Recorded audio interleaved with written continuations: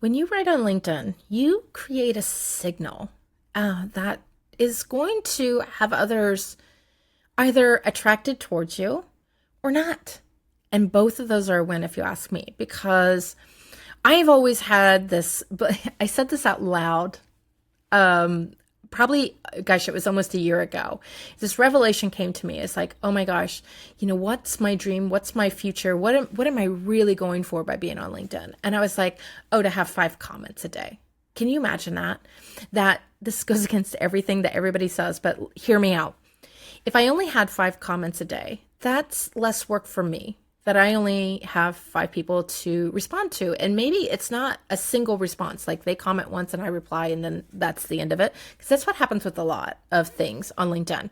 Because people come to comment on yours, they might enjoy reading it, but the real underlying thing that they're doing is they're looking for more visibility for their own posts. So the more that you comment on other people, the more your post gets shared. They're kind of working the algorithm. Screw the algorithm. I've been ignoring it for some time because it's not going to dictate what I'm doing. Because when I was following it, I felt miserable. And that meant I showed up as being miserable. And now that I don't follow it, things are happening.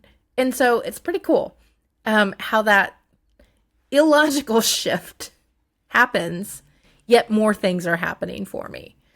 And so, as soon as I really had fully embraced this, it took me a while to because I had to unlearn all that conditioning from that first year of posting on LinkedIn that, oh, I'm not going to follow the algorithm. I'm not going to let it rule me. And then I'd get sucked back in and then I would have to collect myself. And my whole reasoning for the 5 people, and I'm not saying it has to be 5, but what if it is a comment, a reply, and a reply, and a reply, and a reply? It becomes a conversation. And those 5 people are the people who truly resonate with you. So I'm creating less work for myself, and the work is truly aligned to where I want to be spending my energy.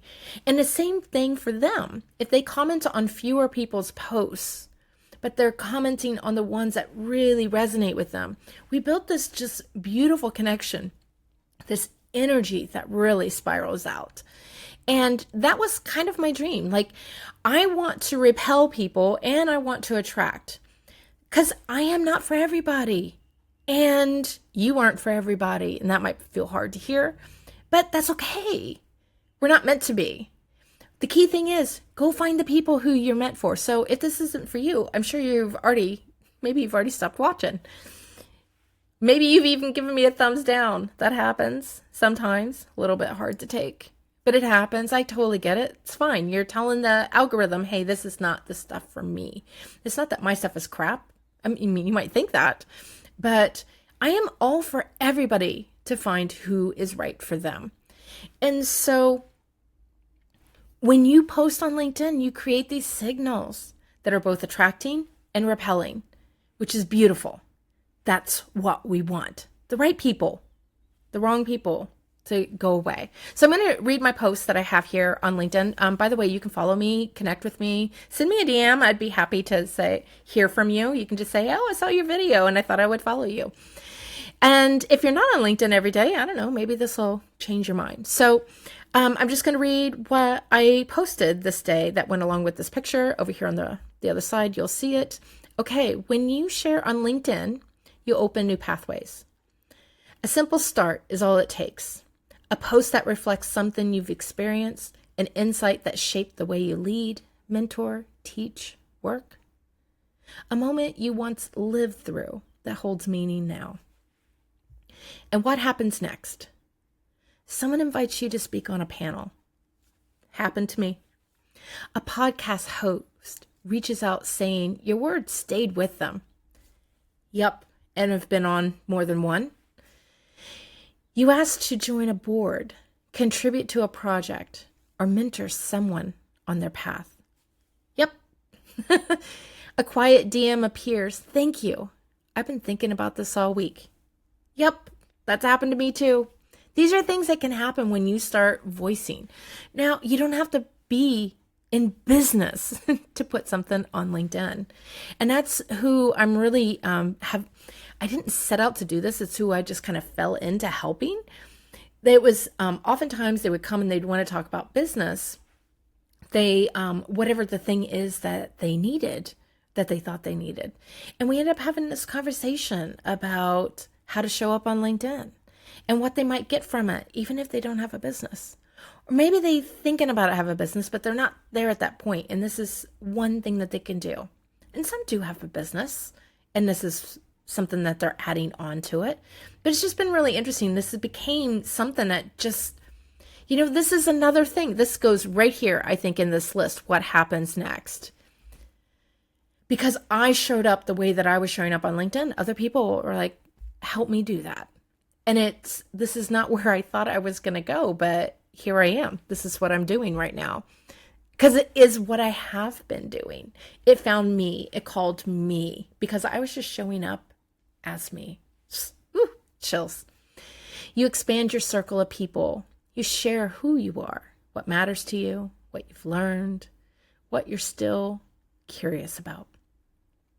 In that simple, generous act, opportunities begin to arrive. When you write on LinkedIn, you create a signal, a tone, a presence. You open space for possibility.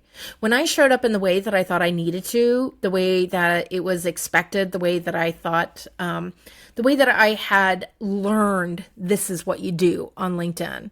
And also all the baggage of all my conditioning of years of working in corporate and higher education and how I had to present myself or what I thought I had to present myself as. It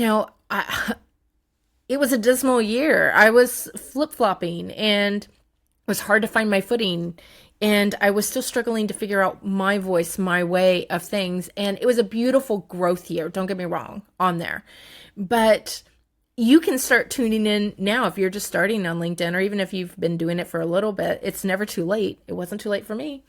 That we can do this in a different way. Because when you write on LinkedIn, you create a signal, a tone, a presence. And if that presence and tone is that heavy condition thinking I have to do it this way, that's how you show up. That's the way people get your signal. Each post becomes an extension of your leadership. Your presence becomes permission. Your voice becomes a guide. You go first. And others see a path they didn't know they were allowed to walk. That's what happened to me. I started talking about in the summer of 2024. I didn't say it probably till the end of the summer, but I'd already been doing it. I'm uncoaching myself. And then I started talking about it in my posts, how I had been uncoaching myself. That was probably in the fall that, I was doing all of this behind closed doors, and then shared it with my closer people, my mentors, and my, I call them my LinkedIn friends, and what I was doing. And I knew others felt the same. And some of them were doing similar kind of journeys. And more I talked about it on LinkedIn, the more people started chiming in. Yeah, I'm over this. I'm over this, because they were trying like me, the LinkedIn way. So your presence becomes permission. Your voice becomes a guide. You go first, and others see a path they didn't know they were allowed to walk. Did you know that you could write a poem and put it on LinkedIn? Because that's something that I do. And I don't think people knew that they could. And the first few times that I did it, I was just like, I don't know. Probably nobody will like it. It'll probably get no comments. And that's not what happened at all. It was the same thing the first time I did doodle birds. I was like, oh, people are going to think I'm weird. This is doesn't seem like the place for it. But it's such a huge part of who I am. And I am known as the doodle bird lady. It's just one of those things. If you follow me along, you'll see doodle birds periodically. So you know what? I even have a whole YouTube series on how to make doodle birds. I'll link it here in the description for you. Begin where your energy is already gathering. An idea that's been circling your thoughts. A recent moment that made you pause, reflect, or smile. A simple belief that guides you. How you work, how you connect, how you serve, and right from there. Because when you do, you're sharing more than content. You're embodying your wisdom. You're moving as the leader you already are. And from that place, so much can open. And from that place, your next chapter quietly begins. And so I do have, I'll put it here in the description. If you're not sure, you thinking about, I would like to write on LinkedIn, but I don't know what to write about on LinkedIn. All of this sounds lovely, but I still got to narrow down to something. I'm going to share, it's free, by the way. It's called What Do I Write About?